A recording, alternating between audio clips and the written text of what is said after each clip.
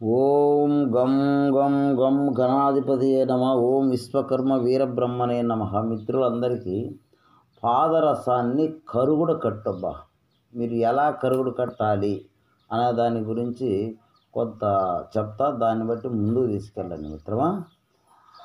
Aluminium glass తీసుకోండి. ఒకటి aluminium glass తీసుకొని పాదరసము అందులో 10 గ్రాములు 5 గ్రాములు 20 గ్రాములు ఎంత మీకు బుద్ధిపెట్టి అంత పోసుకోండి. వేసి రెడ్డివారి నానబాలకు పసరు తీసుకోండి. పోసి ఒక అర సోలెడు పోయాలి. ఒక 30 గ్రాములు ఉంటే అర సోలెడు రెడ్డివారి నానబాల ఆకు రసం పోయాలి. పోసిన తర్వాత దాంట్లో మైలు తుత్తం కొద్దిగా సూర్ణం వేయండి. వేసి కొంచెం కొంచెం కొంచెం కొంచెం వేస్తూ పుల్లబెట్టి తిప్పుతూ ఉండాలి. ఊరికే పుల్లబెట్టి తిప్పుతూ ఉంటే మైలమైంది మిత్రమా రసం. ఈ మగినాన్ని దీనిని శుభ్రం కడగండి. కడిగిన తర్వాత మళ్ళీ దాన్ని తీసుకొని బొంత జమ్ముడు పాలతో, ఏ పాలు?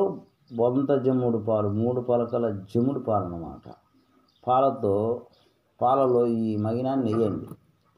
వేస్తే పసిమి రంగు వస్తుంది మిత్రమా. ఏమొస్తుంది? పసిమి రంగు వస్తుంది. పసిమి అంటే ఏంది? పసుపు రంగు వస్తుంది అన్నమాట. ఇది రసం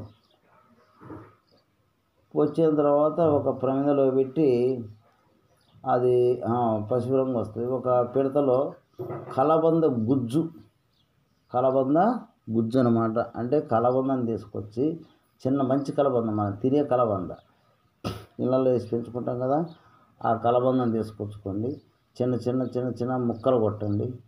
ఆ ముక్కలు కొట్టి బాగా తరిగేసి ఆ కలబంద ఒక పిడతలో పెట్టి కింద కొంత పైన కొంత పెట్టేసి మనం పెట్టే తూకాన్ని ప్రకారం మనం ఎంత తూకం అయితే పెడతామో అంత తూకానికి డబల్ పెట్టండి. ఆ విధంగా మీరు కలబంద గుజ్జు వేసి ఈ మగినం మధ్యలో పెట్టండి. మధ్యన పెట్టి సీల్ చేసి 9 రోజులు బూదార పుటం వేయాల. 9 రోజులు, ఒక రోజు కాదు, 9 రోజులు బూదార పుటం వేయాలి మిత్రమా. బాగా గుర్తుపెట్టుకోండి. బూదార పుటము అంటే ఏమిటి అనే క్వశ్చన్ మీరు అడగచ్చు. తెలుసుకోవాలి కదా. మీకు బూదార పుటము అంటే ఏమిటంటే భూమిని గుంత తీయండి, గుంతలోనే కాలాలి. అది బూదార పుటము అంటారు. ఎట్లా అంటే ఈ బూదార పుటము భూమిని మనం పెట్టే ప్రమిద ముందు భూమిని తవ్వాలి. తవ్విన తర్వాత గుంత తీయాలి. ఆ గుంతలో ఇసుక పోయాలి. ఇసుక పోసి దాని మధ్యలో ఈ ప్రమిద పెట్టాలి. ఇదే మనం చేసేది. పెట్టి దాని చుట్టూ సగం వరకు మట్టి పోయాలి, ఇసుక పోయాలి. ఇసుక పోసి ఆ నుంచి వంటలు వేయాలి. ఆ నుంచి వంటలు వేసిన తర్వాత ఇంకా వంటలు అట్టనే గుంత నిండా పూడి చేయాలి. పూడి చేసి పైన కూడా కాసిన వంటలు వేయాలి.